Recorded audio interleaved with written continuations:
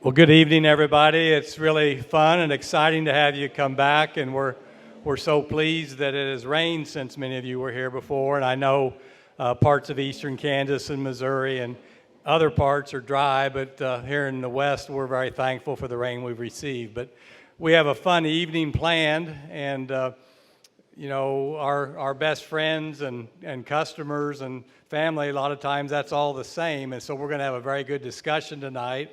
And I get tired of hearing my voice, and you will too. So I'm going to introduce first Dr. Randall Spare will be our moderator tonight. And many of you have heard the story, but he and I first met in the spring of 1979, which, Casey, you can't even think back that far, okay? But we were the only two from Western Kansas in the orientation group at Kansas State, so we kind of gravitated towards each other. And one way or another, shape or form, we've been extremely good, best friends since then and partners, so we're so thankful to have Randall. And where's Dr. Mark Spare? He looks just like Randall. There he is. He took your hat off. I lost you there. But I pulled up the other day, and I thought Randall was gone, but it was Mark. So we're so excited to see the next generation be home, but we're so proud of the Spare family and the Ashland Vet Clinic, and we have a lot of veterinarians here. I don't know how many of them are here, but they provide such a great service for our community and so many other communities. Next on the list, I see Margie comes in view first, and she's pretty famous in that, you know, one of our best friends and mentors and educators, but Joe Mayer is her father, and he's legendary, and I'll tell a story. There was a bull that was an outcross bull one time. He said, "Hey, I don't like your cull bulls." And then I go, "Well, they're not culls, they're outcross." And then he bought a couple of them. I said, "Hey, Joe, what are you going to do with those culls?" He goes, "I need outcross too." So anyway, Margie is just really taken things to a new level. And I used to talk to Joe Mayer probably once, if not twice a week. And I will tell you that Margie Mayer Rice is quietly brilliant. She's very, very practical, and you're going to learn a lot tonight, and I am too, so I'm excited about that. And so Dr. Katie Blunk, and I mean, where's Dr. Sally Northcutt? I mean, doctor. There's lots of doctors, okay? So we're so thankful for that, but Katie's a veterinarian also, and she's been all over, and she's done some things, but she's so practical, and she's from Freedom, Oklahoma. Michael, her husband, is here with her, but they're going to share with you things about how it has worked in their operation, how they've taken curiosity to help their operations make more money. So I promise you, we didn't want to hear my voice. I give you Dr. Randall Spare, Dr. Katie Blunk, and we'll call you Dr. Margie Mayer Rice. Thank you so much, and enjoy.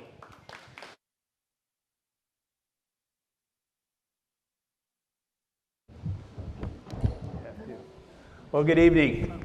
You know, it's just a pleasure to be here, and as Mark said, he and I have been together for quite some time, and we've practiced, or my wife and I have been here in Ashland 33 years, and it's been a tremendous ride, and I don't go to work today. I go enjoy the people that I work with, and these two people, these two women are some of everyone's a favorite in some way or another, but I certainly enjoy them.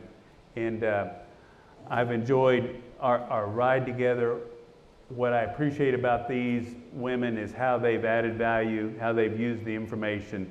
And but we don't need to hear that from me. So what I'd like to do is to have them introduce themselves, tell us a little bit about your background, and if you don't tell everything, I got questions, okay? So Margie, just Tell us a little bit about your background before you got to the ranch. Tell us a little bit about your dad, because that's like Mark said, I miss that guy, and I know you do too. Oh, I do every day. Am I on? Okay. Well, I grew up in Guyman, Oklahoma. It's in the Panhandle, and we've always had cows. And I went off to college at Oklahoma State, and then I stayed away for 14 years, and I was an English teacher, and I never planned to come home and run the ranch, but we ended up moving back in 2007, and my dad just was very very determined to have me work with him. And so little by little, he'd get me to do more and more with him and start keeping his records and start just coming along to the chute when we'd process cattle and that kind of thing.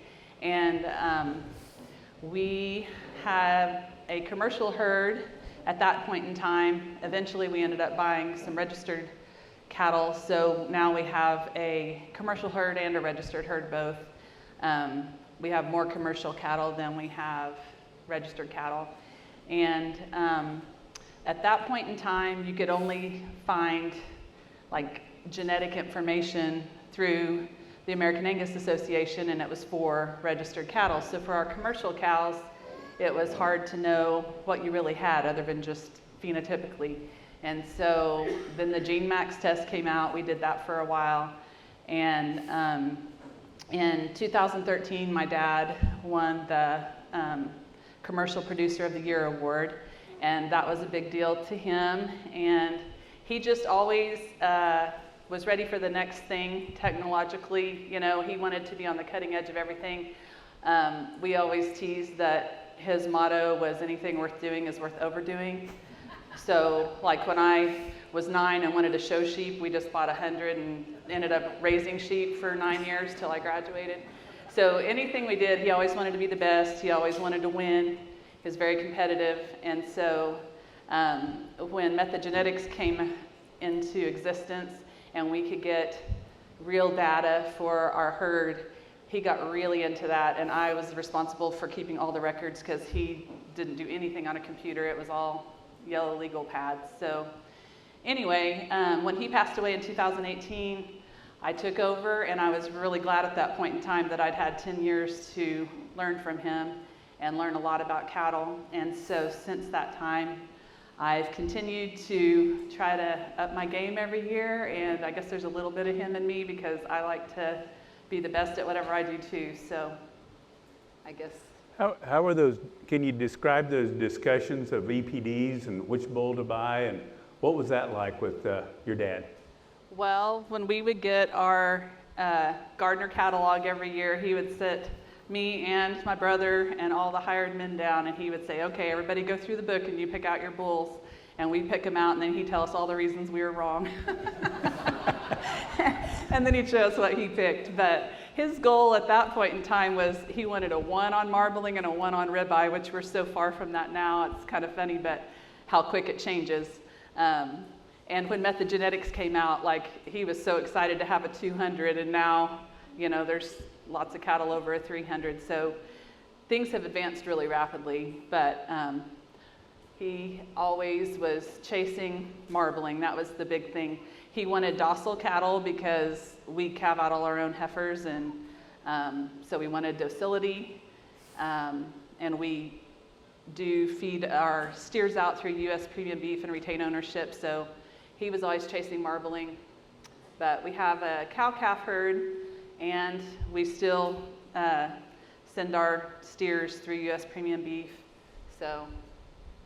Okay, so we'll just hold that right there. So this is Dr. Katie Blunk, and Katie, can you take us back a little bit through your life? Are you really native to Oklahoma? I noticed you have a purple shirt on. Give us a little bit of history, because I think it's important that we all understand context. And tell us all that vast background in livestock production that you had. And well, can you hear me okay? I'm kind of confused because I was born in Oklahoma, just south of the border in Alva, but I grew up in Kansas, and I grew up on a farm and ranch out there with the Blunk family, and we raised Herefords at that time, and I wound up going to Kansas State University to become a veterinarian. I graduated before Randall in 1980. What year were you? 86. And how old are you? Not telling. Well, I'm going to tell. He's the same age as my husband. He's 63, right? And I'm 66. So anyway, after I graduated from Kansas State, thus the purple shirt, we gotta support the Purple Palace here. I wound up getting recruited by the Department of Agriculture to go to Nevada for my career. And when I left Kansas in my rearview mirror, I was never going to come back to the Midwest. It was hot, it was humid, there was a lot of bugs here. I got out there to that high desert and lived that life out there, but I was only going to do that job for a couple years because my real focus was on equine medicine. You probably didn't know that, did you? And that didn't work out, but the next thing you know, I blinked my eyes and 30 years has gone by, and when I turned 55, I was out the door and quote unquote retired. I cut a lot of men in my life, but I met the love of my life over here, Mr. Michael Hornvet, and married him when I was 53 years old. And we decided to come back to our Midwest roots when I retired and live the dream, you know, raise cows. My family still had land. My mother had taken over the Blunk lands. My father died in 1995, and she was real overwhelmed. She was an educator, a teacher. She'd never been involved in the cattle business or anything. So most of our land was rented out, and by the time she got out to see the property that we are on in Oklahoma, her only option there was to sell the land because it was so overgrown with eastern red cedars. Thus starts the next step of our story, where she started literally clearing the cedar path for Michael and I to come back to Oklahoma and start a cow-calf operation on the ranch. And that's how we got here. In 2012 is when I officially arrived back in Oklahoma. So I'm a little bit Okie and I'm a little bit Kansan. I wear both hats. And that's how I got here. So, did you know anything about like cows when you came back? Because I want to give you to give the context. What's a USDA field veterinarian do? Yes, well, we work in disease eradication, import-export work, things like that. I worked on the other end of veterinary medicine from what Dr. Spare works on with his production animal consulting. I was more on the kill them all, let God sort them out into deal with disease eradication. We're out testing and eradicating disease. And in Nevada, of course, I hope there's no big open range people out here, but it was a culture shock when I moved from Kansas to Nevada because, first of all, I didn't know what the cows ate. Second of all, there was no fences anywhere. 87% of the state is federally owned out there. And coming back here, you know, I've gone through big culture shocks in the transformation of how cattle are raised and should be handled. And it was in 2011, the year before I moved here, that I actually moderated a all-day veterinary seminar for Dr. Tom Knopfsinger. And that was like a religious experience for me because that's when I suddenly realized we've been doing this wrong for the last 30 years on how I tested a lot of cattle all over the state of Nevada, well, all over the country on various task forces that we traveled to. And, you know, it was a badge of honor to be able to hot shot every cow or rope everyone that jumped out of the line chute or missed the head gate. And that's just not how we do it back here now. So, yeah, I wasn't in the clinical aspect of veterinary medicine, and that's where I rely on the experts here from Ashland Vet to bring me up to speed on that. And Randall's going to ask me this question, so I'm going to beat him to the punch. Did I know what an EPD was? No. So let me start then. Here it comes. So I really don't want to know where you bought your first group of cows, but when you bought those, what were your plans with those? We had no plan.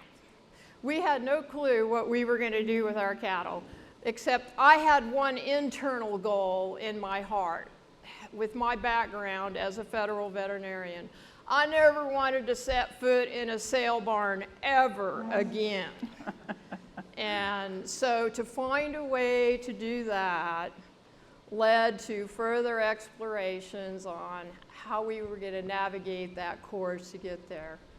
So what was the first way you bred that first group of cows, Katie? Well, Did you ask anybody for advice on that deal? no. Well, the neighbors came over and told us, hey, we got this great bull you should use. But the first set of cows came to me that were AI bred. And I had a really good friend that, said, hey, by the way, I happen to know somebody that will buy all those male calves from you. And I'm like, what? Keep bull calves around? How am I going to do that? That was the last thing in my mind that I ever thought I would be doing. And so that worked out, and then, along comes the neighbors. Red Angus. Can I say it? Yeah, Red Bull. And we did that year, and nothing wrong with Red Angus, but my point is, it's not the breed, but she bred what was convenient. You can see that Katie's very relational, and she had this relationship with her neighbor, but then I come along and said, what are you going to do with those? Well, there's two words that kept surfacing in my conversation with Dr. Spare. It was, just remember, and he was very calm and coaching about this, just remember, known genetics. And at the time, I kept thinking, what does that really mean, known genetics, And he stood back patiently and let me have my air of my ways, and I drifted and bobbed and weaved that year and came back full circle real quickly. And the next year, I had a conversation about, well, maybe we should consider, AIing these pretty good cows that you got. I think they came to us that year with the Gene Max test. And I don't even know what that is anymore. And I didn't know what it was then, but they were supposedly pretty good. And so we AI'd. But when Michael and I got to the ranch, we had no infrastructure. We didn't have a house, we didn't have water or septic. We had a lot of things to do. We were like pioneers starting all over, and had quite a bit of work. And then we got our first cows in 2013 and had that good calf crop, and then we kind of deviated the next year, and then we came back around. And I guess that was the beginning of what opened the door to where we are now. And when we started, we were spring calvers, I would say, late March, early April. And over the years, we've ratcheted back. We put a lot of pressure on our cows to breed, and we ratcheted back 30 days every year. And now we're fall calvers. We're calving our heifers right now. This is a sweet spot where we want to land in. So, okay, so you didn't know much about EPDs, you didn't know about genetics, you based your information on what they looked like and on somebody's recommendation. What do you think? And I think one of the things I want to drive home here is sometimes we don't know anything about a certain thing, but what do you think drove your curiosity? What do you think that those things were that helped you understand that I need to do this a little better, or we need to do this a little better, and you and Michael went home and how did you get there? Well, seeing the successes that were 50 miles away from us over here at the GardinerAngusRanch was, I'd had to been asleep at a wheel to ignore that. And, we wanted, what's that phrase you use? Cheat every chance you can get? Copy what somebody else is doing. Yeah, why reinvent the wheel? They have almost as old as I am, amassed amount of data and decades of documenting the cattle and the things that they were doing. And so with our genetic counseling that we received, we were able to, we turned west to GardinerAngusRanch and decided that was going to be the focus, because the network that evolved out of that, it turned into a marketing outlet for our cattle. My husband and I were discussing this on the way over here. about the various different ways we market our cattle, except for sale barn, and I think we came up with about 7 different ways, you know, between our males and females that they go out the door. That's good. So want you to hold that thought, because I'm going to come back to you, because we're going to talk about one of the things that I see that you do, and Margie does too, is there's a pull-through, a financial pull-through, and it's not about what you perceive as good, it's what your clients perceive as good. And sometimes there's a give and take there. So Margie, in your evolution of your production records, what are some of your goals? You've already mentioned marbling. Why besides just wanting to have best, what's that look, having the best, what's that look like in your marketing of cattle? Well, so Dad always wanted as many primes as he could get because there's a bonus, you know, you get the premiums for the primes. And so that's what he had chased and chased and chased for a long time. So when he died, our herd was pretty good on marbling. But I had a buyer come one time and they said, well, I sell all my calves at weaning and that's all I care about. And I got to looking and I was like, you know, pounds pay too. So the next couple years I started buying bulls that had a little more growth to them, that were still calving-ese, but you know, had higher weaning weights, higher yearling weights. And so it's amazing how in just a couple years time you can really change you can change the look of your herd. And so that's one of the things. Okay, so you sell steers. Tell us a little bit about this pen of steers that sold this summer and how it did when we talk about that. What did they weigh going on feed, and how long were they on feed, and then how did they really grade? What was the premium like? So when my dad passed away, we were running about 16% prime. The steers that we had this year were 90, oh, now I'm going to forget. I think they were 93% prime. And Dad's been gone for 5 years. So that's the change that we made in 5 years with our primes. And Margie, I think you need to repeat that again loudly. The bottom number was what? It was 16. 16. And so then this last group of steers was 93, and then we did sell some steers this year because I needed some cash flow, so I didn't retain all of them. And the ones that I sold, those people, I asked them how they did, and they were 81% prime. They, this particular group that was 93% prime, I believe they were on feed like 145 days, something like that. Typically it runs more around 120 days, anywhere in that range, 120 to 150 days. And we usually send them to the feedlot when they weigh around, this particular group weighed about 9.5 when we sent them, and then they're about 1,500 pounds when they're sent to the slaughter. So you mentioned you had to buy feed this year. It's not because of, but why did you have to buy feed? Well, how dry was it? So in 2022, we had 6.47 inches of rain for the whole year.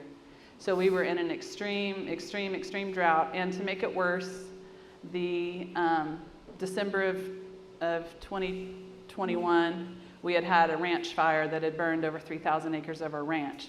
And everybody said, oh, when it rains, it's going to just be so beautiful. But then we had no rain. So our pastures just looked like a pin, like a parking lot. It was just dirt.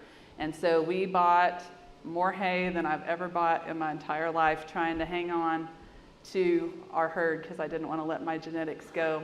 So we did sell the older end of our cows. We cut down a little bit, but we just fed them. We fed them and fed them. So one of the other parts of your program is to grow and develop heifers. Explain to us a little bit that part of what you do, and tell us when do you do your genetic testing? When do you ascertain?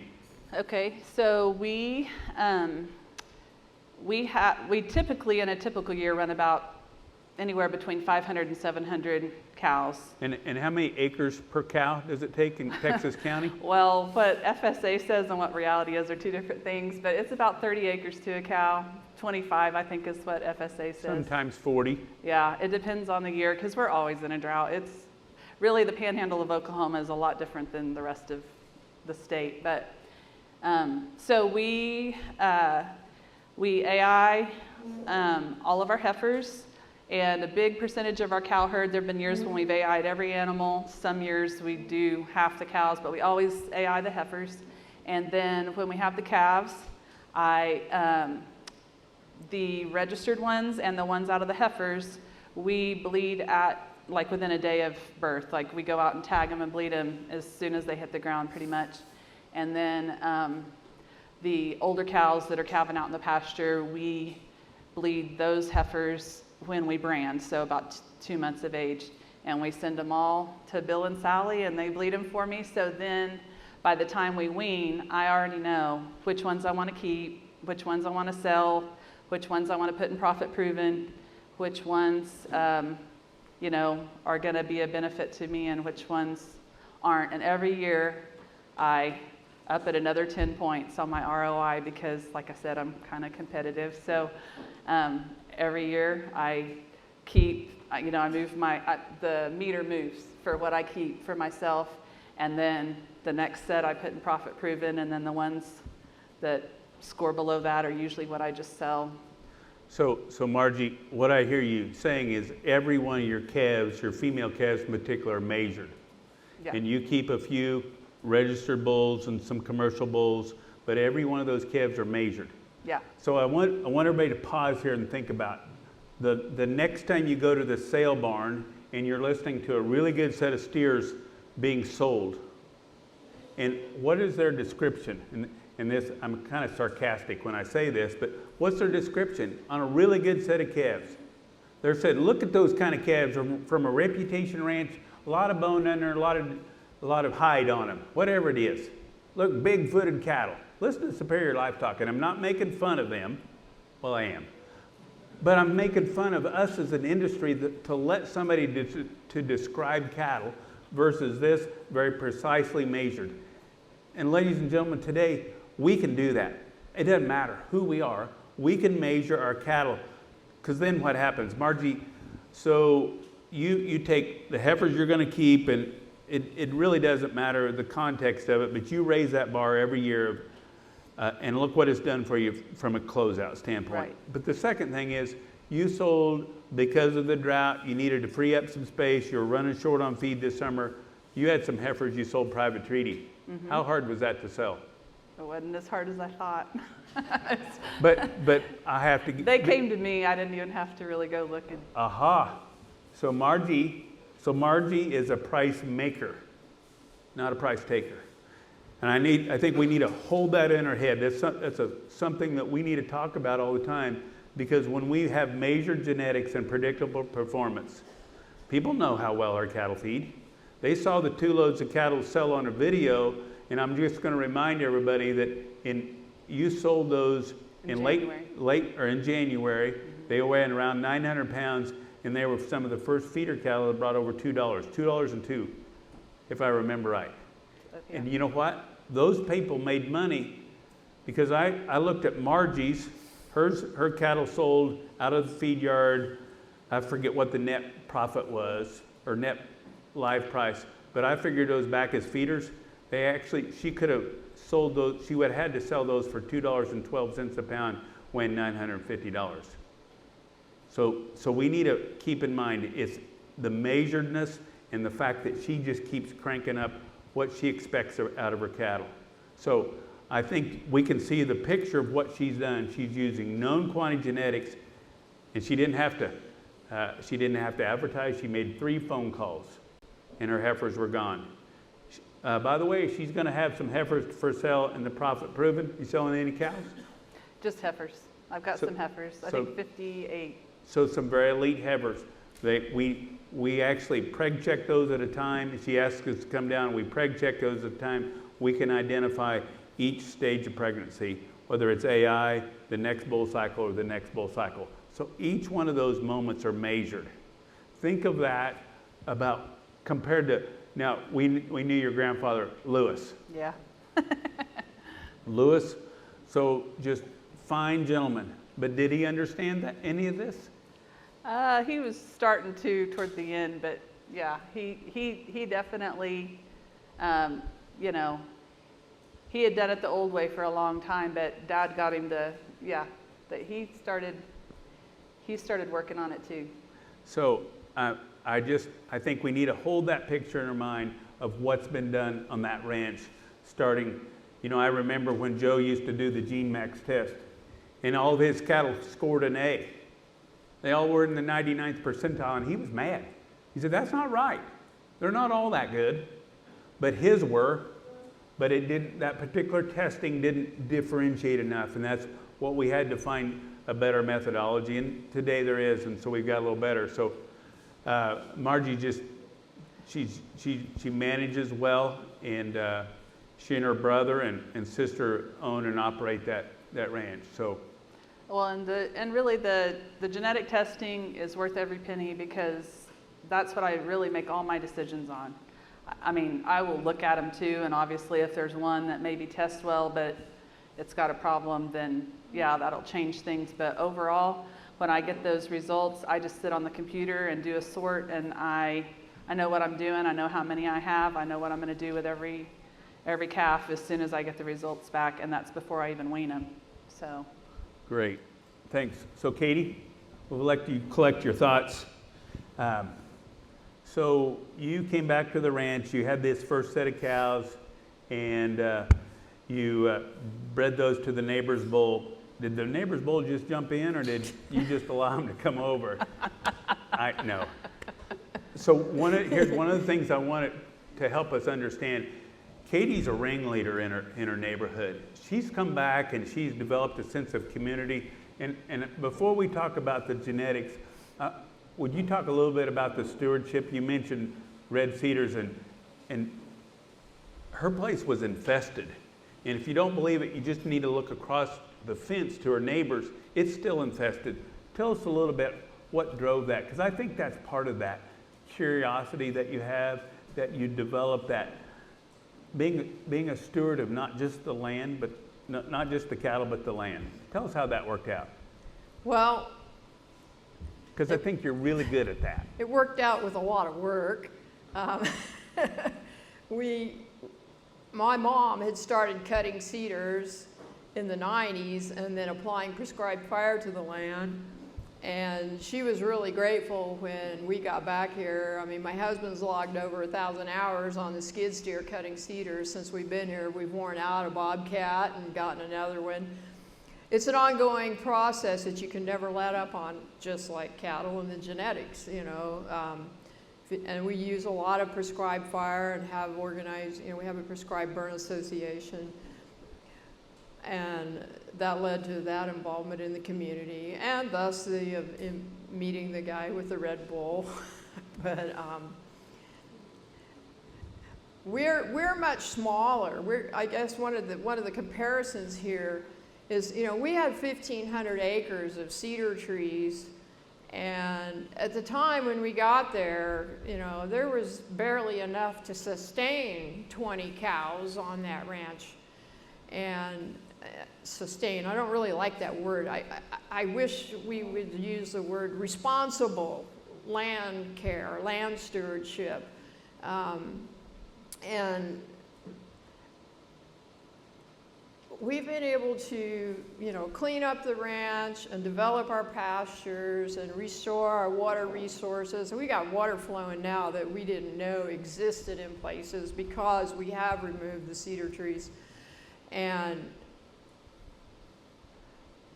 our sweet spot, I'd say, is, you know, we average about 18 to 20 acres a head. So with our 1,500 acres, our sweet spot is, you know, around the 70 pair mark, and then we keep our replacement heifers every year, all of them.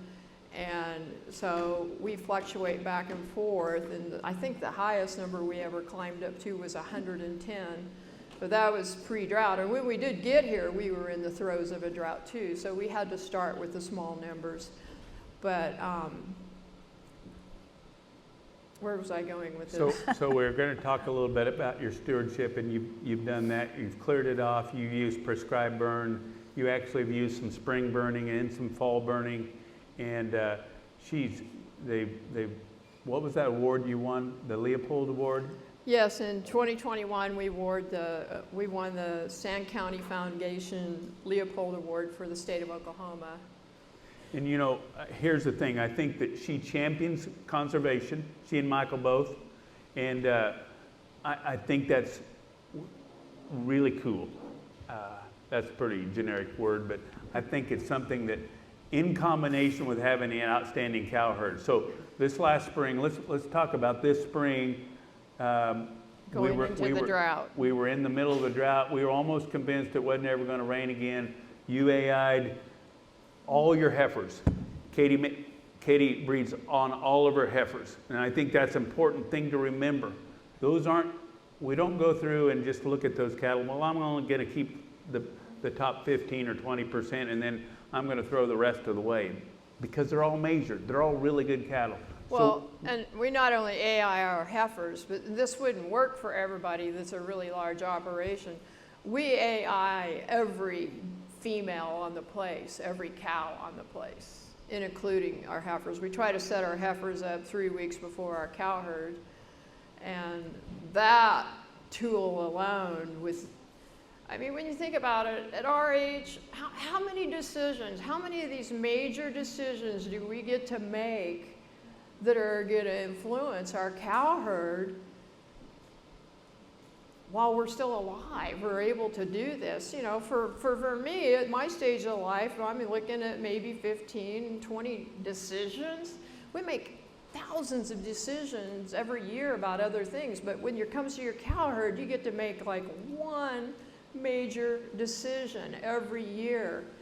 And that really caused us to look long and hard at what the genetics we were going to use for our artificial insemination program. And because of our age, we focused on docility, like Margie, calving ease, because we're old and we don't want to have to deal with that. I thought you were a veterinarian. Don't you do C-sections? Oh, and God. Pull your calves? No, we have never done a C-section on the ranch or in a veterinary clinic since we've been there. And that was one of the exciting things when I first bought this group of cattle. Is my cousin promised me, trust me, if they're Gardner genetics, you're not going to have a trouble. If they're bred to have calving ease bulls, you're not going to have any trouble with that. And the term I also hate is everybody calls them low birth weight bulls. And it's like, no. Calving ease is you don't just have small calves and small calves for the rest of your life. You can focus on calving ease, docility, growth, get that weaning growth, get those fast growths, get that yearling growth. And still, the thing that came later for me was listening to Mark Gardner to teach us about the more moderate frame cow. At first that scared me because all the neighbors, want the biggest cows in the planet, And I really question if people really truly know what their cattle weigh, because we got scales under our chute, and now Michael loves it. Every time we run a cow through the chute, we have a true test scale head and a wand reader. I have to weigh them every time. Our cattle get weighed every time they go through the chute. So I know what we're dealing with on the size of our cattle and their growth as well. Okay, so this year, let's go back to this year. Don't mean to cut you off, but. Oh, yeah. Okay, so we AI'd it wasn't raining. We AI'd your heifers in late December. And then 2 weeks later, we AI'd your cows. Yep. Then we turned was it 1 or 2 bulls on that whole deal? We had one cleanup bull that went in there that we were blessed to use. He was a very, we don't just use any I don't like to use cleanup. That means that implies you're cleaning up a mess. Follow-up bull. We have really, really high-end follow-up bulls so that when we only keep our AI breds, or in the beginning we would keep our AI breds in the first heat cycle, but this year we decided because of the drought, we were only going to keep our AI bred cattle. The guy that got our first cycle and second cycle cows got himself a turnkey fall calving herd with really high quality progeny inside their uteruses. Is it uteri or uteruses? Inside their bellies. And there was a waiting list. A waiting list. Did you have to dig her on the price? No. Or did you name your price? No. So here again, look what she's done. She AI'd. She knew exactly what she has. She actually, some of those, I think you sold everything that wasn't in the first AI cycle. Did you cherry pick anything and keep them back because they had good genomic scores? Yes, I did a couple of things in our decision-making process. The methods genetics, we run the prime panel, even though we're primarily what I would consider a commercial herd. I mean, we buy registered females, the other favorite word, addition by subtraction every year. I mean, our oldest cow is maybe 5 years of age, and Oh my goodness. Okay, here it comes. Go ahead. So the first time these cows you bought from this guy, they were 5 years old. They had their second calf in them, or third, I can't remember. It was the fall of the year, and I drove out there, and I said, so Katie, what are you going to do with those? She had them named. Oh, I love them. Oh, so this was my exact tone of voice. I said, so you're going to let them die out here? How's that going to work out for you? Is that going to make you money? But that's all I said, and I left. He got the wheels turning. And it's kind of like when you put that thought out there into the universe, action usually follows. And within 2 weeks, I had somebody up there looking at something, and he really liked those big cows. And I sold every one of them. They were AI bred. Well, I bought the calves back, the females back out of them. That I had criteria. They had to be methods tested. They had to be BVD tested. They had to have our vaccine protocol in them. But you know, that was another, that started the ball rolling. And that created a lot of over the fence criticism from our neighbors that feel like those bohunks over there, you know, you don't start making money on a cow until you've had her for 12 or 15 years and she's giving you a calf every year. Well, it's kind of worked out for us to. So Katie, this year don't mean to cut you off, but this year the drought was on. We preg checked those early April. We identified AIs, the next bull cycle and the next bull cycle, I think. No, we only got AI in the first cycle. We went in real early. Okay, and then when did you sell those? The end of March. The end of March. And they were only 90 days pregnant? Not that. And did you sell the open ones? Well, technically they were open. And the guy took them all is what I want you to say. Yeah, because they were known quantity, they were tame, they were good. So she sold everything. She didn't go to town. Okay, so Katie, I'm going to lead you on here.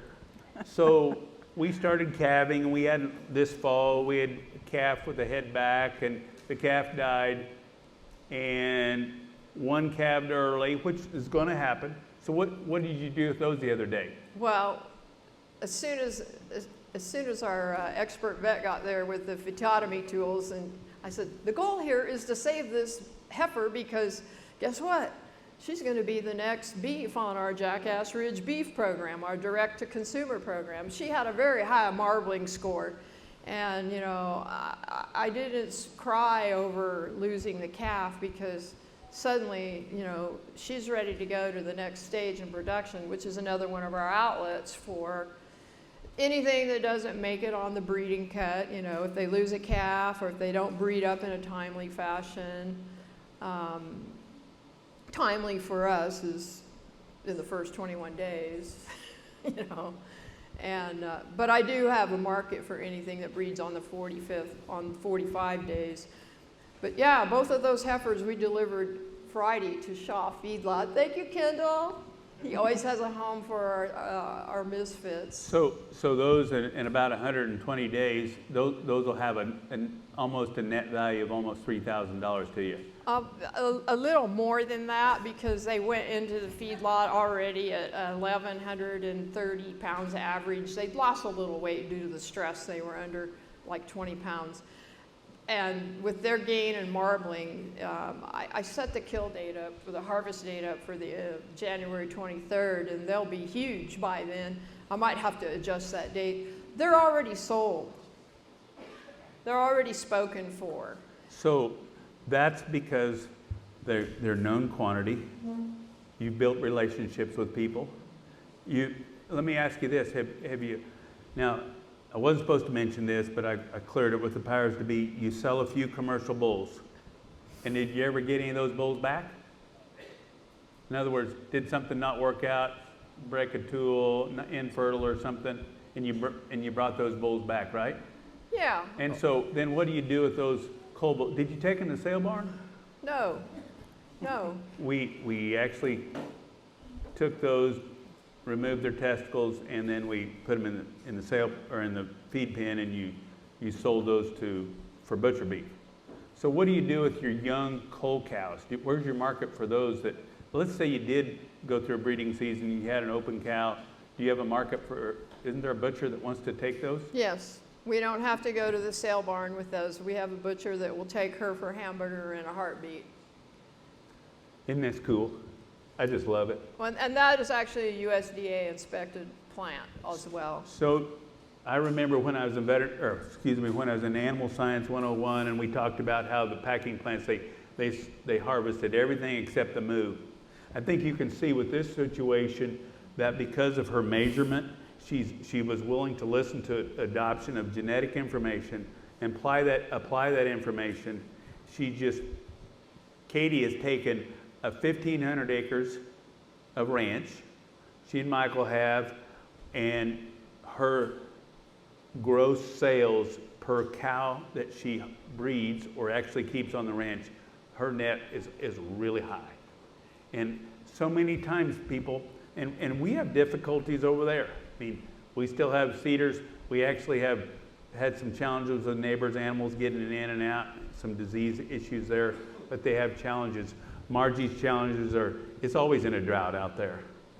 But Margie, let's go back to your heifer situation. What do you do with your open heifers?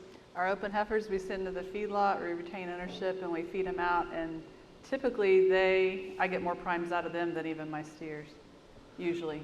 So one of the things I think we all need to think about, when we measure cattle, there's no coals on our operations. There's none. And I think that Margie and Katie have explored those options. I think that when we have a ranch and we have a cow-calf operation, we add values. And I think of it as a stool with 3 legs. We add it through genetics. We add it through our health and program and our nutrition program. Feed them. And one of the Handling. handling. Handling. Yeah. Stockmanship. And Joe, if he hired somebody, and Margie's kind of carried on this tradition, you didn't have a dog and you didn't have a horse. No. And that was just his rules. There was Joe's rules and there was Joe's rules. But We have donkeys. where'd you bring those from? Nevada. Okay. So they come to greet us. So as you can see, we all have an ability to add value that way. And there's tremendous opportunity today in what we do if we pay attention to the details, the genetics of it. And coal really shouldn't be a word. It isn't really. We prefer to call it the cattle that no longer fit our program. But there's still really great cattle for somebody else that's trying to improve their herds down the road. I mean, we all have to start somewhere. So one of the things I'm going to ask both of you, what have you done to help people understand So when you get ready to sell these heifers, those people that buy them from you, obviously they've performed well for them. You talk about the genetics behind them? Oh yeah, and I mean, even any animal I sell, I offer the buyer the method genetic scores, and some of them, they're like, I don't know what that means, and they just kind of take it and stick it on their dash and probably ignore it. But then, you know, I have a couple of buyers who've been coming back for years, and now they want those pages. They want that information because the calves that they got out of the bulls I sold them did better than any calves they'd ever had before. So then they're like, now explain this to me again. And so then they want to know because they have been successful with them and they don't really know why. And so then you just have to teach them, and then the more you teach them, the higher they go till, you know, they're improving too, right along with you. So even as a commercial operation, I view both of these operations like commercial seed stock operators, and where people come to buy, and people say, you know, do you know where I could get thus and such? These are two of the places I like to send them, because one, I know they have the very best genetics. Secondly, I know that they'll take care of those people if they have a problem. And so I think that's not only having great genetics, but the relationships you build with people is so unique in this world today, because you care about what happens to them. And you know, this summer I think you sold something that they were pregnant at one time, and you sold them, and you told the guy, he called back and said, I think these may have lost calves. And what'd you tell him? I told him I'd make it right and he could have his money back, So because I want him to be happy. there you go. And to me, that comes full circle. I learned that from Mark Gardner. You did? And you. So one of the things that I appreciate about both of these operations is we often have veterinary students that come and spend time with us, and both of them are willing to let us bring those veterinary students and let them practice and start to learn. So I take them not just to do the job, but I want them to be exposed to people that have applied the information in the world today and apply this genetic information and health information. And sometimes they may ask why we do certain things, and I'm able to explain to them, well, here's what works. So do you have anything you'd like to add that we haven't covered? Well, let me think about it. If you have any questions that you have in mind out there that you'd like to ask Margie or Katie, make sure that you ask that. Well, one thing that I can think of is that it really doesn't take as long as you think. I know a lot of people think, oh, it'll be 10 years before I can, change things very much. But honestly, it's whatever you're focused on. That's where you'll improve. And I mean, just start by AIing some of your cows to a bull you can never afford, and those calves are going to be so much better than their mamas, and then save those calves. And I mean, you can turn it around a lot quicker than you think with good bulls and with AI. Margie is exactly right with that. I mean, I think we have escalated from the average method genetics when we first started doing it to where we are now in five years.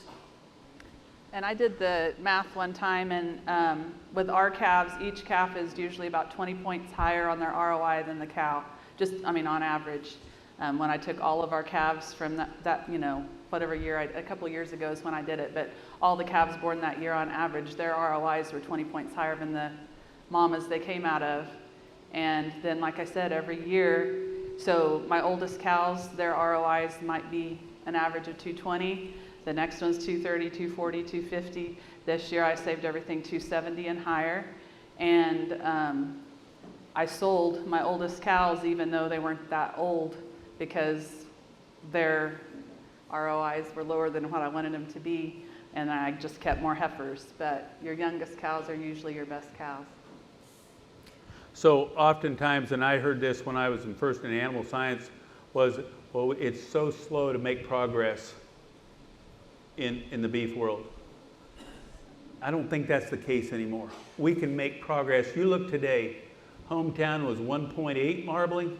We're at 2.3 on the first bull that's going to be selling tomorrow. How cool is that? How many bulls in the sale are 2.0? And we do that on a seed stock place, but each one of us, if we're commercial operators, I think there's more opportunity today than ever when we take, I would say, copy what these people do. Cheat every chance you get. I think that's what I said. Find out what somebody else is doing to be successful and be the same. And I see many of you in the room that have similar operations, and I'm never more excited about it. I don't have a job. It's just I enjoy going and helping people. And most of the times I don't tell them much. I just ask questions. So, Margie, I'd want you to share with them, what was the conversation like at home when your dad bought Momentum and Surefire? Was that an agreed upon?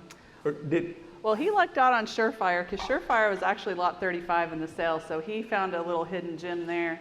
And so he wasn't as high priced as Momentum. Momentum, he came home and my mom about hit the roof.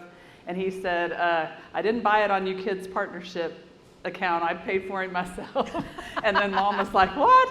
So she didn't think he'd ever pay for himself, but he did. It took a little bit, but he did. Well, very... And Surefire paid for himself over and over. So Margie... Don't ask me that question. So I just want to say, Joe always said on the front row at that sale, and just reminded me he was laser focused, and he was going to do what he's going to do. And if people saw Joe bidding on the bull, they sometimes quit, but they know they either that or they had to go higher to get him. But he was focused, and his investment has continued to pay off, and I think it's paid off in Margie's operation now, even though he's not here. And I just applaud you and your leadership and your discipline and your focus, and just a pleasure to be a part of your organization. And so thank you. Well, the best thing, really one of the best things about my dad was that because he wanted to be the best, he would go find the people that he thought were the best, and he would try to learn all their tricks. And so that's why he called Mark Gardner all the time, and that's why he had Randall come start doing all our vet work. And so when he died, it was really nice that he had those relationships, because they've helped me a ton too. When I first met your dad, I said to myself, when I grow up, I want to be just like him. I mean, we use Surefire, we use Momentum, we love those. And it kind of reminds me of something one of my old cowboy friends always used to say to me in Nevada. If you want to run with the racehorses, you got to get off your Shetland pony. That's classic. That's a... Well, I think this has been an exciting evening. I certainly learned a lot, and I enjoy listening and the discussion. And I think, many times when you think about the people that we want to associate with and do things with, is it half full or half empty? And I appreciate all three of these folks up there being all the way full, and we can get better yet from there. So we're so excited, so thankful, appreciate your time, and let's give them a round of applause.